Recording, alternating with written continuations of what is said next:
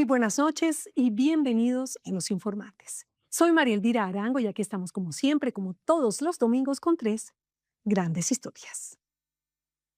Hay un oficio que no vemos en total oscuridad, contra corrientes implacables, a metros de profundidad, debajo de los inmensos buques que transitan por nuestros puertos y mares, operan silenciosamente los buzos de la Armada Nacional. Hombres y mujeres que han aprendido a dominar el miedo, que se orientan sin ver bien y que respiran donde parece imposible. Su misión: encontrar cargamentos de droga que los narcos camuflan en los cascos de las embarcaciones.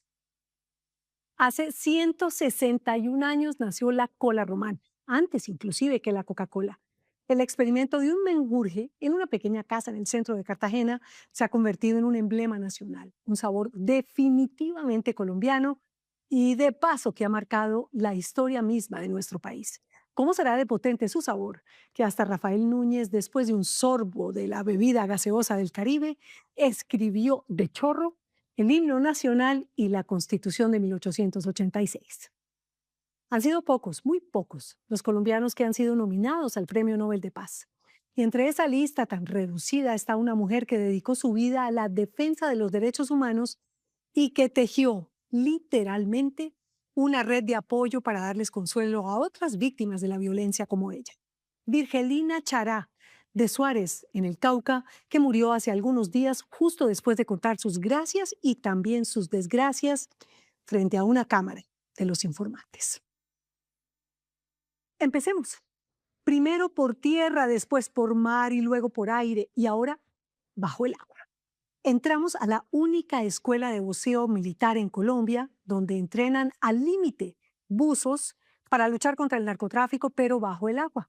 Con equipos de última tecnología, los llamados ranas se sumergen en aguas profundas para buscar cargamentos de droga que ahora camuflan pegadas en grandes transatlánticos. José Monsalve acompañó un operativo de inmersión subacuática contra el narco en el Caribe colombiano. El rol que cumplimos nosotros es vital para la Armada, es vital para la nación, porque nosotros somos la seguridad debajo del agua. Tenemos componentes como el de guardacostas que trabaja en superficie, aviación naval, pero del agua hacia abajo somos nosotros. Entrar a la Armada ya es difícil, convertirse en buzo de la Armada es otra cosa. Esta gente es la élite. Nosotros los buzos de tu Armada, elevamos ante ti nuestras plegarias. Lo que hacen ocurre en las profundidades, lejos de toda mirada. Es desconocido y muchas veces roza lo heroico.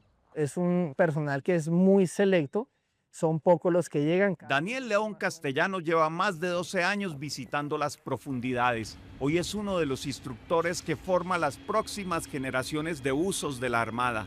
En el proceso de selección y admisión se presentan entre 70 y 80 entre oficiales y suboficiales de la Armada. Aspirantes a ser buzos, y están superando el proceso cerca de unos 25 a 30, de los cuales después del proceso de valoración médica y de pruebas de selección está quedando un curso entre unos 15 a unos 20 tripulantes. Estamos en la Escuela de Buceo de la Armada Nacional en Cartagena. Somos la única escuela de buceo militar como tal que tienen las fuerzas militares. 50 años lleva esta escuela y apenas sí se sabe que existe. Somos garantes de que a nivel nacional se reduzca la tasa de exportación de sustancias ilícitas. Normalmente este tipo de trabajo lo desarrollamos debajo de buques que miden 300 metros, están dentro del agua a 20 metros. Los buzos son el dolor de cabeza de los narcos. Ellos son quienes pillan los cargamentos que viajan pegados en el fondo de los buques. En las operaciones que yo he podido estar se han logrado resultados de extracción de sustancias ilícitas entre unos 200 a unos 500 kilos aproximadamente. Aquí se forman para propinarles golpes bajos a los narcos que instalan alijos en los buques en su estructura sumergida, donde se cree que nadie podrá detectarlos. El buzo como tal adquiere la habilidad de poder identificar todas las características físicas de un buque por fuera, es decir, conocer cómo está su distribución, qué espacios son susceptibles para que sean manipulados por el narcotráfico. Acá enseñan con piezas reales, elementos incautados que alguna vez viajaron ocultos bajo un buque cargado de cocaína. Usan cajas que llevan imanes y ellos dejan descolgar desde una lancha una caja y se adhiere al buque. Son imanes industriales, son elementos considerados parásitos, precisamente porque la tripulación del buque, el capitán, no conoce en verdad qué es lo que está pasando. A los estudiantes se les ilustra con el ejemplo real de qué pueden encontrarse allá debajo del agua. Los narcos no improvisan, tienen métodos precisos para adherir sus cargamentos a la estructura sumergida de los navieros. Este elemento que ustedes ven fue adherido a través de imanes. Entonces ellos posicionan los imanes, pintan el elemento con un color muy parecido al color que lleva el buque por debajo del agua, e inclusive la forma la hacen hidrodinámica, de tal manera que cuando el buque navegue no se caiga. Otra manera es por medio de una caja flotante como esta que liberan en la profundidad de tal forma que vaya alojada en algún recoveco en la embarcación, en su estructura sumergida. La caja de mar es un espacio vacío por donde se succiona agua. A los delincuentes se les hace fácil abrir el compartimiento debajo del agua porque eso únicamente usa tornillos, y coger esto y dejarlo hacia arriba. Y vuelven y lo va a transportar el buque como un parásito. Aquí aprenden a conocer los buques muy bien, sobre todo su estructura exterior sumergible, y también a sobrevivir bajo ellos. Recuerde que el nitrógeno está a un 79% de porcentaje en el aire. Y ese nitrógeno igual si lo respiramos a 20 metros de profundidad, pues se va a triplicar. Un buzo necesita confiar en su herramienta, que es el cuerpo. Aunque los hallazgos suelen ser de alijos de cocaína, ha habido ocasiones en que encuentran otras caletas, o mejor caletos, sí, personas encaletadas. ¿Es verdad que han encontrado polizones también? Sí, señor, esa es otra amenaza. Algunos buques que tienen un ingreso por la parte de abajo, en la parte donde está el timón, tienen un compartimento que se encuentra por arriba de donde está la línea del agua. Es decir, que a pesar de que el buque se sumerja, queda un espacio arriba con aire. Hay personas que suelen aprovechar el momento donde la marea baja y se meten en ese agujero, se van con provisiones de galletas, atún, y se aíslan en ese pedazo hasta que uno llega y prácticamente los terminas encontrando por sorpresa. Termina cogiendo un pie, termina cogiendo una mano. Nuestra misión en esos casos es detectarlos e informarle al capitán de que tiene una novedad, tomar las acciones legales pertinentes para sacar a ese personal. Estas misiones no son territorio exclusivo de hombres. No hay muchas mujeres buzo, pero las que hay son muy tesas. Mi experiencia se ha basado principalmente en inspecciones de seguridad antinarcóticos a los buques que zarpan de Colombia a otros puertos extranjeros.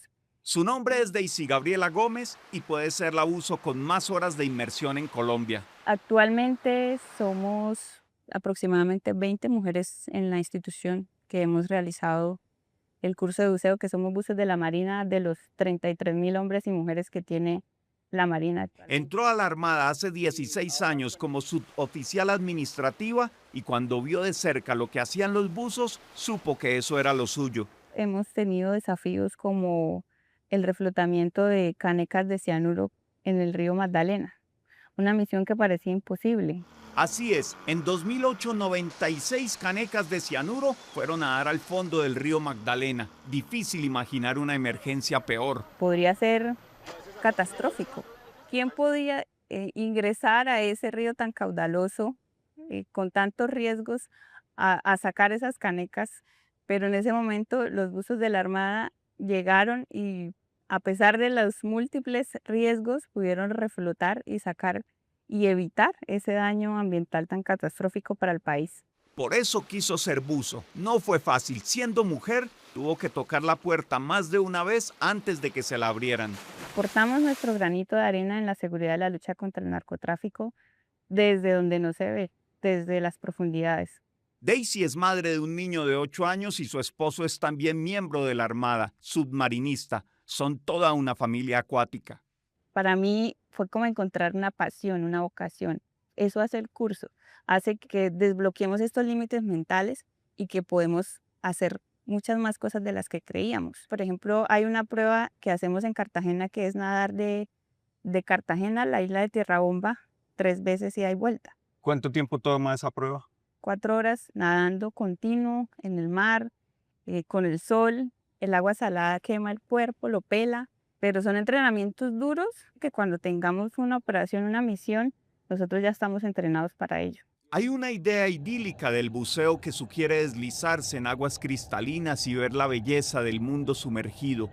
La realidad es que se trata de una actividad de alto riesgo y más aún cuando son buzos militares en cumplimiento de una misión como estos.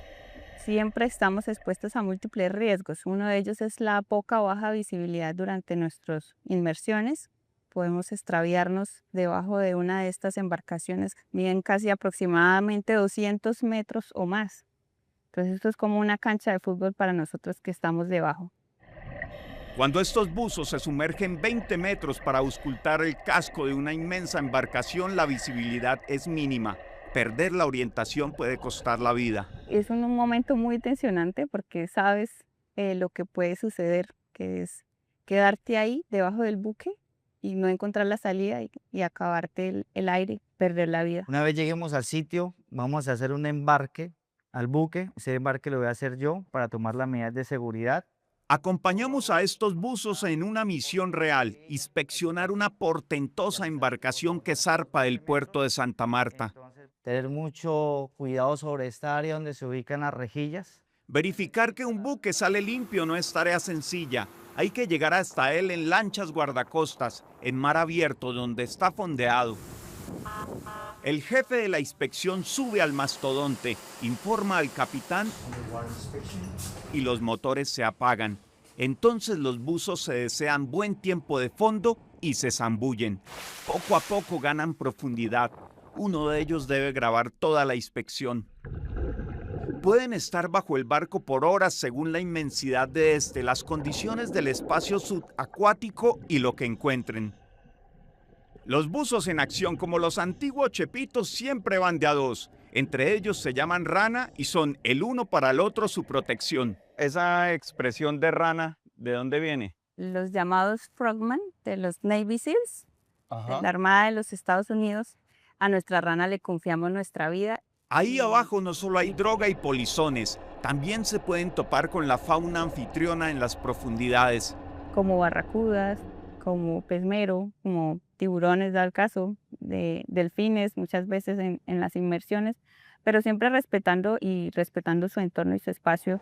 Daisy ha buceado en uno de los lugares más extremos del planeta, la Antártida. Fui primera mujer buzo de la Armada en la Antártica. Tuve esa oportunidad de representar a las fuertes y valientes mujeres buzos. Se trató de una expedición científica con postales sobrecogedoras, pero no exenta de riesgo, todo lo contrario. Es un ambiente completamente agreste, completamente extremo, completamente diferente a nuestro ambiente habitual.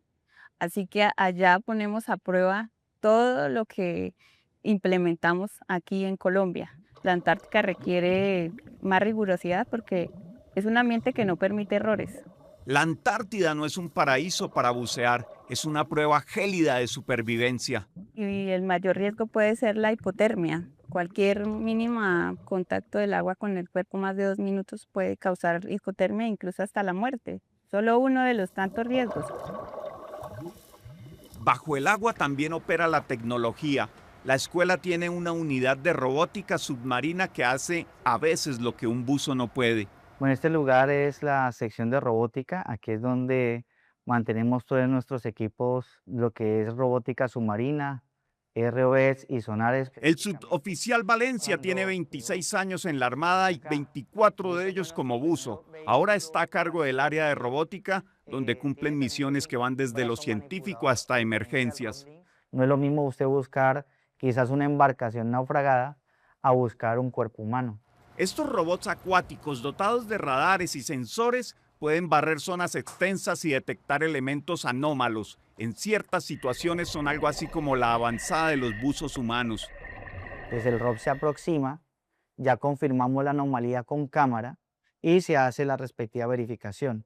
Se georreferencia y a partir de ahí, usando el umbilical, los buzos bajan. Muchas veces lo que buscan son embarcaciones que han naufragado y también personas ahogadas. Y en la etapa de vacaciones, a pesar de las advertencias que dan, hay muchas personas que se ahogan y toca hacer la búsqueda de los cuerpos. Tiene usted alrededor de 48 horas para que el cuerpo esté en el punto donde se hundió. Su cuerpo se llena de agua y queda en el fondo. Los buzos de la Armada también se sumergieron en Hidroituango cuando la represa amenazó con llevarse todo por delante. En el momento en que hubo la contingencia, entró y arrasó todo lo que fue el túnel, las puertas quedaron bloqueadas, por eso fue que ellos tuvieron que inundar cuarto de máquinas.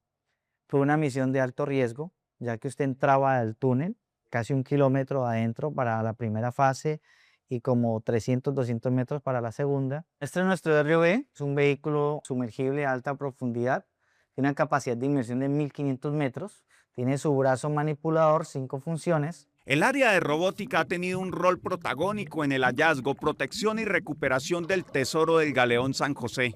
La plataforma que es ahí arriba es el helipuerto. La vez que estuvimos con el galeón San José, llegó el helicóptero dejando al señor presidente. El galeón San José lleva más de 300 años en el fondo del Caribe. Hasta su lecho llegó la Armada y aún hoy siguen trabajando allí. Pero ahora volvamos a la inspección que hacen los buzos de la Armada al buque extranjero fondeado en Santa Marta. Lo han revisado de lado a lado.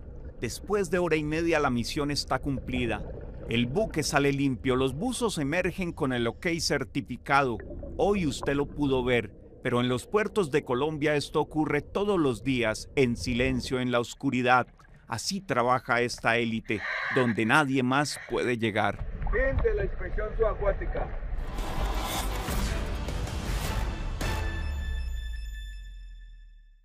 Los buzos de la Armada Nacional le han dado, ahora sí, golpes bajos al narcotráfico. Han encontrado cargamentos de entre 200 y 500 kilos de cocaína en una sola operación. Por eso, su misión subacuática cada día es más relevante. No se vayan, los espero después de comerciales. Román, el de la cola, un apellido delicioso y una estirpe que ya es marca registrada. Nos vemos. La cola Román no es solo una gaseosa, que ya es mucho decir porque tiene 161 años. Es más vieja que la Coca-Cola y sigue tan deliciosa como siempre. Es la historia de una estirpe, de un apellido que ya se ha convertido en marca registrada. Con la memoria intacta, una de las descendientes de Soledad Román, del linaje gaseoso, hizo con la nena Arrázola un viaje al pasado y le recordó por qué la larga vida de la gaseosa, color de rosa, cambió el rumbo de la República de Colombia. Enrique, Carlos y Antonio tenían una sociedad que se llamaba Román e Hijos. Enrique tuvo alguna cuestión de salud y se fue para Europa.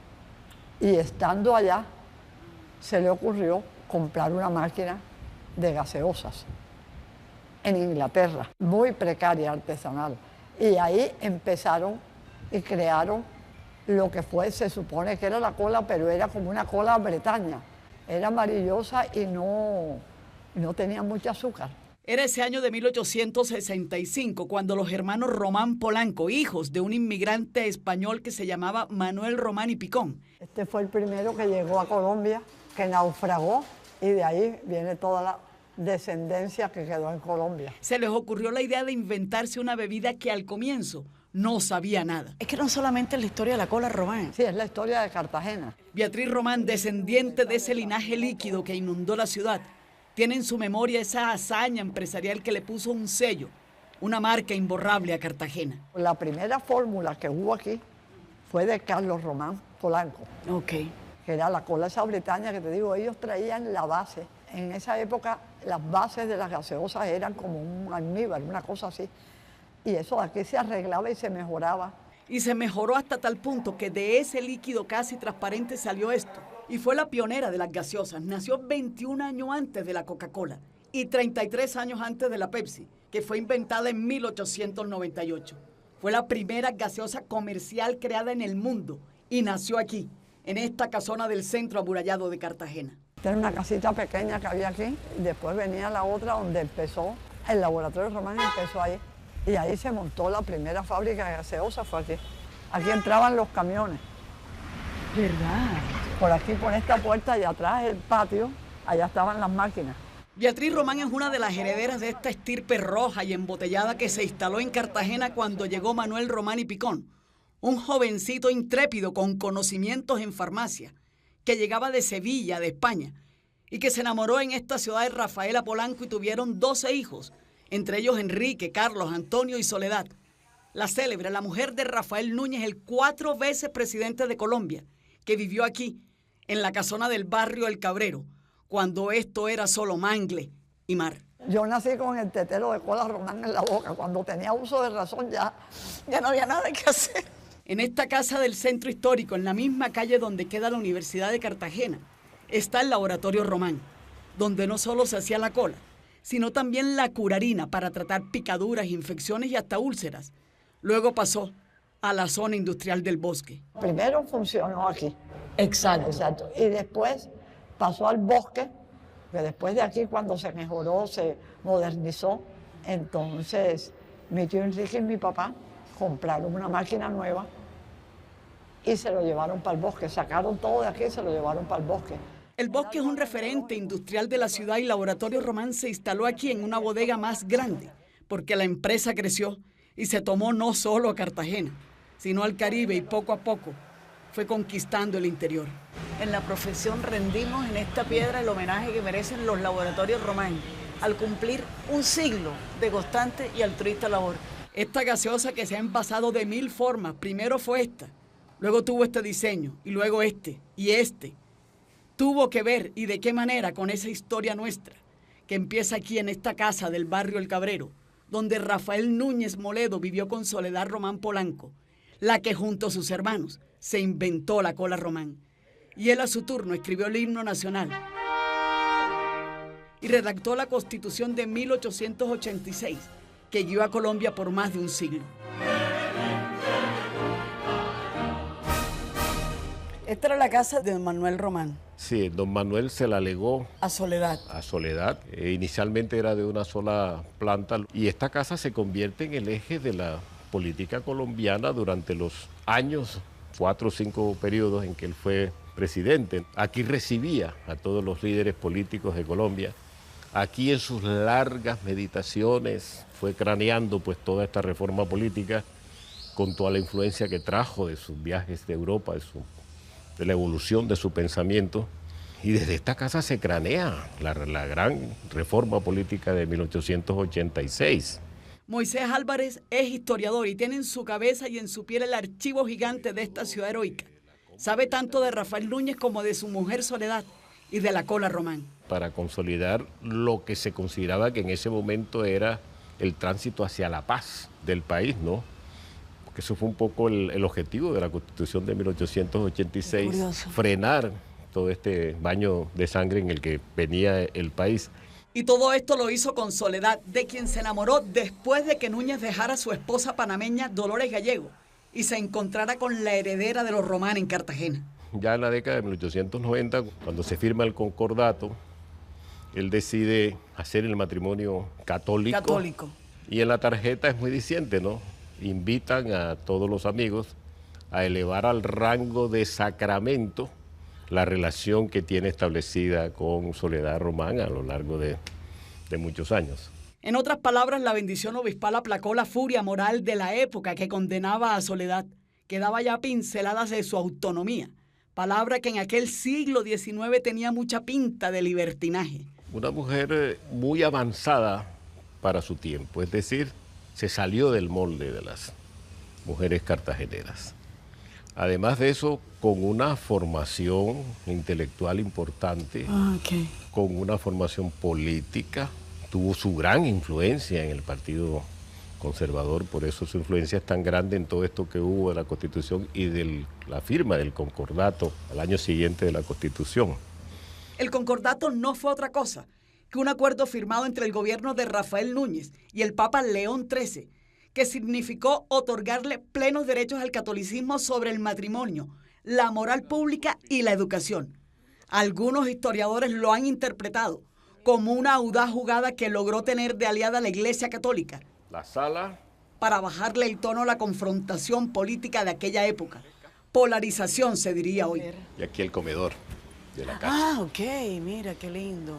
Por lo menos los 160 años de vida republicana, la cola román ha acompañado esta historia de Colombia. Ya cuando Rafael Núñez fue presidente ya existía la cola román. Debió tomarla. Y debió tomarla duda. aquí para hacer el himno nacional y la Constitución y de todo. Escribiendo el himno nacional y uno se lo puede imaginar. Yo me lo estoy imaginando. Craneando la Constitución, craneando el himno de Colombia, tomando sorbos de cola román, sin duda. Yo creo que eso no es ninguna exageración, uno se lo puede imaginar de esa manera. Yo creo que fue verdad. Yo veo a Soledad Román, la cola román y Rafael Núñez haciendo el himno nacional, la Constitución de 1886. Siendo presidente 4 veces, o sea, la cola román le ayudó, tuvo que haberle ayudado. Sin duda.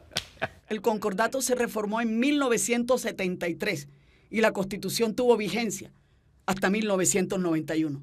Pero la cola sigue intacta y fue la salvación en aquellos años de finales de 1800 para salvar a Cartagena de su debacle económica.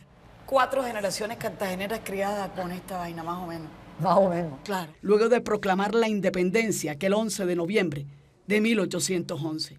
Ese fue el costo nuestro de la independencia. Cartagena queda en los rines, devastada por las guerras, especialmente. Bolívar, cuando cruza por aquí en 1823, dice: Cartagena ha ganado la libertad, pero a costa de todo lo demás. Es una ciudad físicamente en las tablas. Entonces se inicia un largo proceso.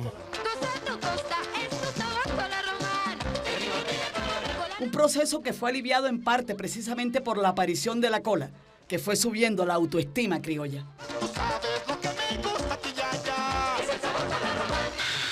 Sin duda esa industria y muchas otras Cierto, reactivan a la ciudad en términos económicos, pero también creo que contribuyen a la formación de una nueva sociedad y en este caso a una práctica cultural tan nuestra, común a todos los estamentos sociales, políticos, económicos de la ciudad. Es decir, en Cartagena todos tomamos cola román. Todos. Así sigue siendo y hoy esta gaseosa se da el lujo además de haberse metido en la gastronomía callejera del Caribe. Y en uno que otro trago. En el Club Naval hay un trago que se llama, creo que Club Naval, y es parte de ron blanco, parte de leche condensada y parte de cola. Eso sí, te tomas 3 y quedas lista. Listo también quedaba Gabo cuando llegaba a Cartagena y hacía su propia mezcla de la cola con un poquito de limón, que es roja porque resultó de una alquimia casera, que mezclaba la nuez de cola con un poco de agua y luego le metieron gas que trajeron de una máquina que venía de Inglaterra. Y esa alquimia dio a luz, parió a la cola román. Cuentan algunos parientes de García Márquez que uno de sus pasatiempos favoritos cuando estaba en Cartagena, al final de la tarde, comienzos de la noche, su mayor deleite era mandar a servir un vaso con hielo, con cola román y un par de gotas de limón. Eso también es el cielo. Yo lo hago. Mi papá tomaba esta vaina así. Y lo hace aún mucha gente porque dicen que sirve hasta para aliviar el mal de estómago y quitar la fiebre. Se la tomaba y se curaba. Sí, claro. ¿Y el boli? El boli de cola román. El boli de cola román con leche, que ese es el boli más auténtico que hay. Así que estamos hablando en esencia del ser cartagenero, del ser caribe, y es tal vez uno de los aportes más gigantes que ha hecho toda nuestra cultura a la memoria de este país. Y la memoria llega hasta acá. Este emblema patrocinó el equipo de béisbol en ese entonces más popular de toda la región. Mi tío Enrique era completamente aficionado al béisbol y él se traía a la gente de Estados Unidos y tenían el águila, el cola román, los indios, torices. Nosotros íbamos a Barranquilla chiquitica. Yo todavía me acuerdo que en esa época eran 4 horas de ida y 4 horas de venida, con una caja de cola román con hielo seco. Para ir a ver el partido. Para ir a ver el partido. Nos regresábamos 1 o 2 de la mañana, nosotros chiquitas. No puede ser. Y los Román Becerra igualitos. No puede ser. Íbamos en camionetas para allá. Mi tío Enrique era, pero fanático. Afiebrado con el béisbol. Sí, ahí tenemos fotos de todo el equipo. Ya la vi, Beatriz, fantástica. Sí. Este puente que sale de Manga se llama Román. Una calle aquí en Manga también lleva ese apellido. Esta casa es la casa de los Román. La Escuela de Bellas Artes fue fundada por los Román. El pionono que se lo inventaron los Martínez lo combinaron con la cola de los Román. Y así lo comemos por acá. El tetero de cola román, la cola román con limón de Gabo, el boli de cola román, el helado de cola román que ofrece Leo en su restaurante, la Constitución y el himno, hechos al lado de una cola román. Soledad era román y Rafael Núñez se casó con ella y así cambiaron el rumbo de la República. de la patria incipiente. Ese lleva cola román, panela, el plátano bien maduro, clavos, canela y mantequilla. La historia de la cola se sigue contando y ya uno no tiene que estar en Cartagena para sentirla. Poner a hervir la cola román. En Bogotá, en plena plaza de mercado de la Perseverancia, miren lo que encontramos. Ahora cogemos y los volteamos para que se cocinen por ambas partes. Jennifer, que es barranquillera, sabe bien que su plato estrella es este, la posta cartagenera. Y miren el final, con este plátano rociado con cola. Ese va con arroz con coco, la posta y el plátano. La marca es tan valiosa aún que luego del contrato de concesión que se hizo con Coca-Cola, les pertenece a la familia heredera de Emanuel Román y Picón. Es de esos cuentos llenos de efervescencia, que tiene más de 160 años. Esta cola es cartagenera, inspiró el himno nacional, una constitución y un amor eterno. Un trago dulce que ya demostró que es capaz de aplacar cualquier sofoco.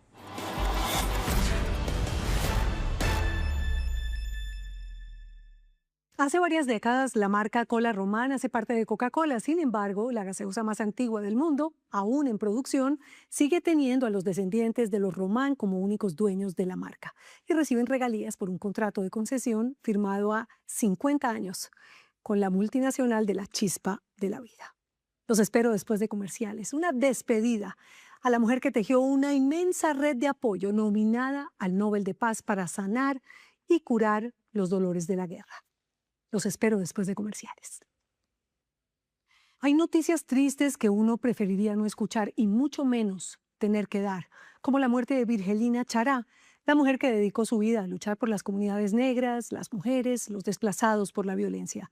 Una señora de acero, hija del Pacífico colombiano, que ayudó a miles de víctimas de la violencia a lidiar con sus dolores en su círculo de tejedores, y que llegó a ser nominada nada más y nada menos que al Premio Nobel de la Paz. Diego Rubio la entrevistó poco antes de su muerte. Así era Virgelina, la grande. Virgelina, la de a pie. Llorona hasta cierto momento. Es que llega un punto que ya uno madura y las lágrimas se acaban. Las emociones siguen, pero las lágrimas ya no salen.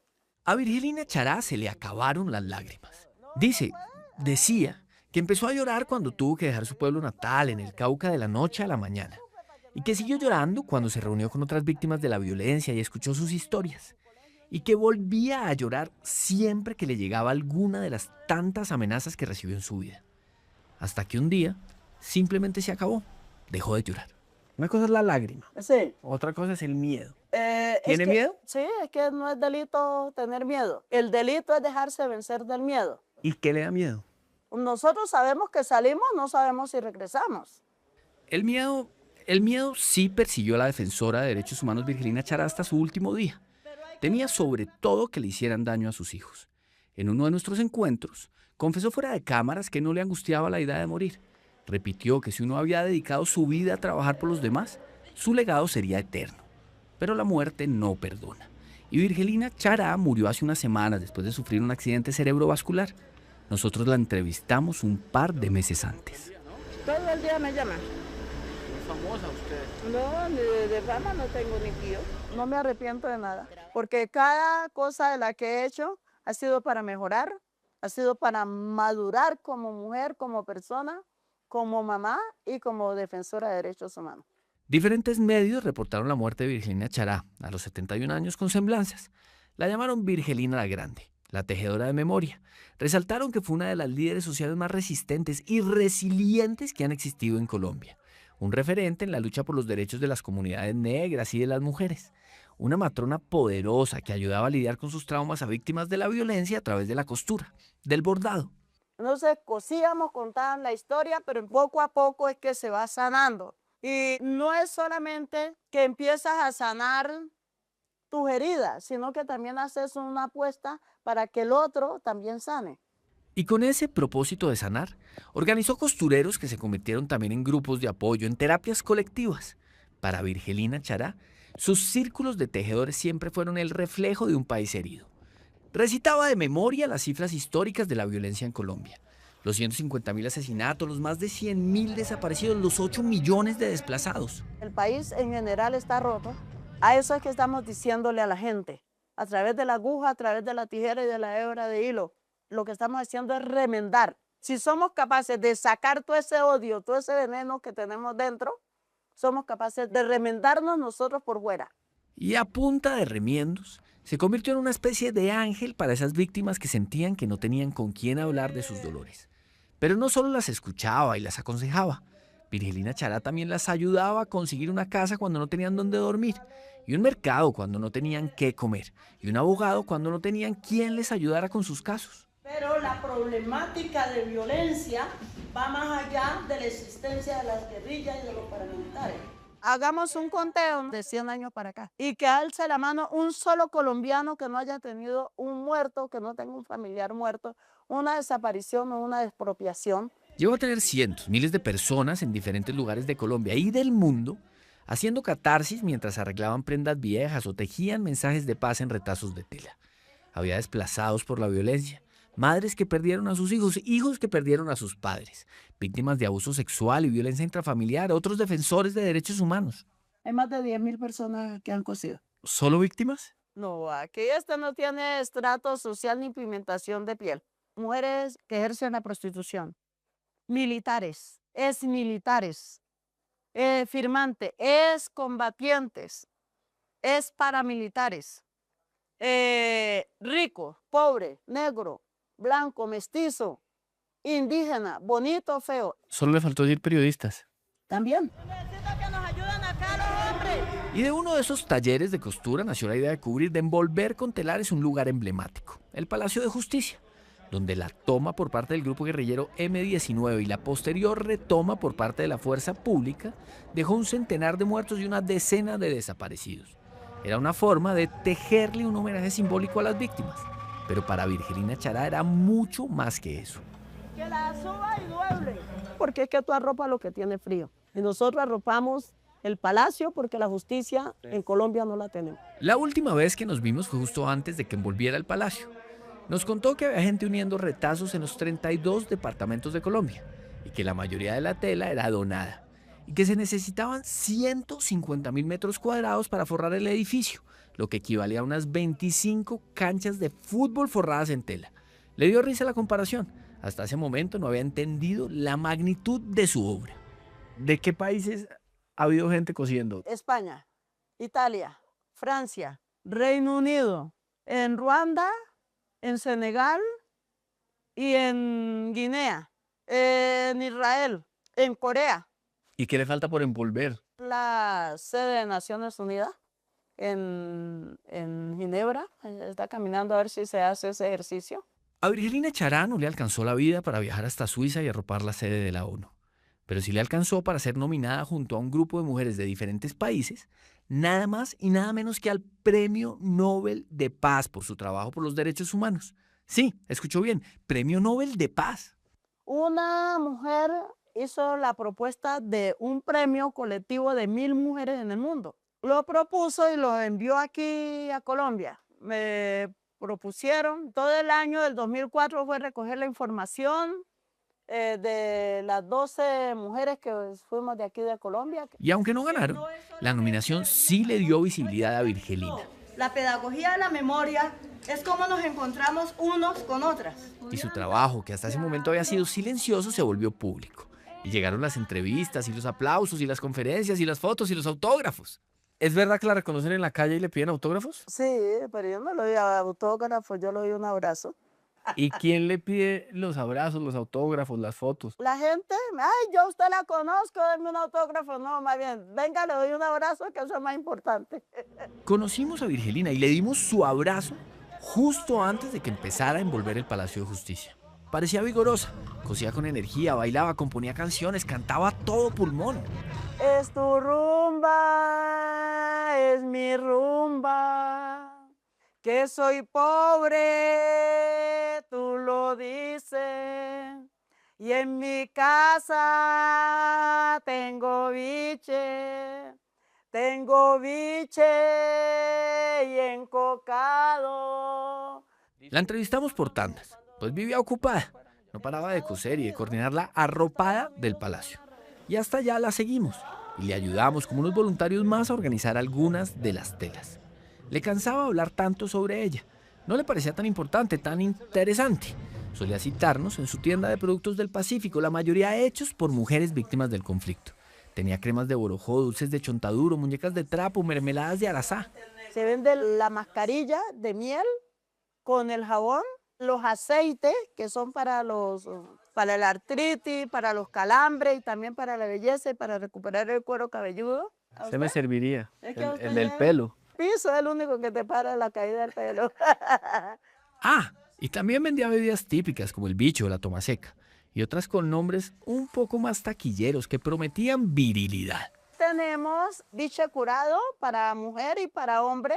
Acá tengo las cremas derivadas del biche, arrancagallo para huevo, tumbacatre, crema de biche y tengo arrechón. De entrada, Virgilina Chará parecía seria, algo desconfiada, por lo menos con nosotros. Pero bajaba rápido la guardia y se convertía en una mujer cercana, de carcajada fácil. Nunca se dejó ver sin uno de los turbantes con los que hacía homenaje a sus ancestros. Nos recibía siempre con copas de biche. Y no había forma de rechazarle un brindis. Por ahí. ¡Salud! ¿Y por qué vamos a brindar hoy? Hoy brindamos porque ustedes están aquí. Eso. Porque estamos hablando de paz y estamos hablando de costura. Virgilina Chará nació en Suárez, en el Cauca, en 1955. Creció con su mamá y con su abuela. Vivían de la minería artesanal, como casi todos en el pueblo. La pequeña Virgilina las ayudaba a sacar oro del río Cauca, que pasaba justo al frente de su casa. Cada una de las fincas tenía su veta y entonces se trabajaba en los socavones, se sacaba todo el mineral y se molía en el molino comunitario que se tenía. No todo lo que brillaba era oro. Era muy niña cuando empezó a ver que sus vecinos se iban de repente y que de vez en cuando pasaba un cadáver flotando por el río. Igual, ella no entendía mucho. Una infancia feliz. Sí, porque no había pobreza. Tienes gallina, tienes los huevos. Tiene la vaca y dicen que el campesino es pobre. En la escuela tomaba clases de costura. Se encontraba con sus amigas, con sus tías, con sus vecinas a coser y a hablar sobre la represa que estaban construyendo, la Salvajina, esa que estaba obligando a muchos conocidos a irse de sus tierras. Según el relato de Virgilina, documentos históricos sobre la violencia y denuncias de la época, quienes se oponían a vender su pedazo de tierra eran amenazados de muerte. Salieron 6.650 familias, 350 muertos y 50 desaparecidos. Te estoy hablando del 85, de los 5 años. Entonces Virgilina Chará se unió con algunos de sus vecinos y formaron un sindicato de mineros artesanales. Denunciaron que les estaban comprando las tierras sin pagarles un precio justo y señalaron a algunos militares que abusaban de su poder para violar a las mujeres del pueblo. Recibió amenazas anónimas y una tarde, sola como buena madre soltera, salió de Suárez como un fantasma con 5 niños al hombro. El menor tenía 1 mes de nacido. Yo tengo mi fonda en la orilla del camino. Entonces yo vendo cerveza, vendo gaseosa y me dicen que yo era objetivo militar y me toca dejarlo de menos de 24 horas. Virgilina Chará aterrizó en la casa de su hermana en un barrio popular de Cali. Dormía con sus hijos en una colchoneta. Angustiada y sin un peso, se puso a vender frutas y verduras en las plazas de la ciudad y se convirtió en la reina del chontaduro. Platón en la cabeza y llevaba el chontaduro, mango. ¿Le tocó aprender? Yo tenía que vender y tenía que llevar plata para la casa y, ¿verdad? Aprendí. Contaba que un día cualquiera, un vecino la invitó a una reunión para hablar de unos lotes que iban a repartir entre las familias desplazadas. Ella no lo sabía, pero era organizada por el M-19. Sí, los mismos de la toma del Palacio de Justicia que ella terminaría arropando. El caso es que la invitaron a organizar esa repartición de lotes y ella aceptó. Y fue así como se convirtió en miembro de un grupo guerrillero que al poco tiempo firmó un acuerdo de paz con el gobierno. Nunca le dio pena aceptarlo. O sea que usted sí hizo parte del M-19 al Sí, final. lo hice en lo urbano. No lo hice en el M-19 armado, sino el M-19 social, que está con la comunidad. Yo no conozco a ninguno del brazo armado del M-19, sino a los que están civiles. Pero por más que nunca hubiera disparado un arma, haber hecho parte del M-19 llenó a Virgilina Chará de enemigos y recibió amenazas que solían estar firmadas por grupos paramilitares como las Águilas Negras, y empezó a temer por su vida y la de su familia, y volvió a salir corriendo, esta vez de Cali a Bogotá, donde vivió los últimos años. Mi persecución fue súper fuerte. Cuénteme cómo funcionan esas amenazas. Nos llegaban al correo, nos llegaban al WhatsApp. ¿Qué decían esos WhatsApp? Que me iban a asesinar con nombre propio, Virgelina Chará. Pero Virgelina Chará no fue asesinada como temió tantas veces. Murió por causas naturales. En nuestro último encuentro, habló sobre la muerte con la tranquilidad de quien comenta sobre el clima. Repitió las típicas frases, que a todos nos llega la hora, que nadie muere la víspera. No mencionó ninguna enfermedad o achaque. ¿Cómo está Virgelina? ¿Cómo está hoy en día? Muy bien. Ya uno tiene que dejar de correr, pero no puede parar de hacer lo que le gusta, ¿no? ¿Perdona a las personas que le han hecho daño? Yo no tengo nada que perdonar. La persona que le pida perdón a Dios, a mí no. Es raro contar la historia de un muerto que uno conoció. Cuesta hablar en pasado, antes de nuestra despedida, que sin saberlo sería el último adiós. Le volví a hablar sobre su nominación al Premio Nobel, un reconocimiento que parecía descrestar a todo el mundo menos a ella. ¿Y no es muy impresionante uno decir, no, estoy nominado al Nobel de Paz? Le voy a repetir, nominada al Nobel de Paz. Al Nobel de Paz, sí. ¿Y no es impresionante? No, para mí no. ¿Sabes por qué no lo veo así? Porque si yo lo hubiera visto así desde el comienzo, no estaba sentada contigo aquí. Y así nos hubieran dado el premio, tampoco se me subiría a la cabeza. Tengo que seguir siendo la Virgelina de a pie. Y hasta el último de sus días fue la Virgelina de a pie, la que tejió una historia de resistencia, de lucha y de trabajo por los demás. Adiós, Virgelina, buen viaje. Y que en este último exilio encuentre la tranquilidad y la paz por las que siempre luchó.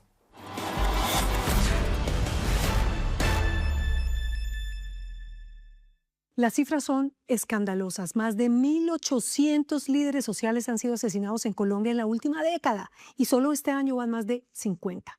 Y sumando, Virgelina Chará murió por causas naturales. Ojalá todos los líderes sociales del país pudieran tener esa misma suerte. Que descanse en paz.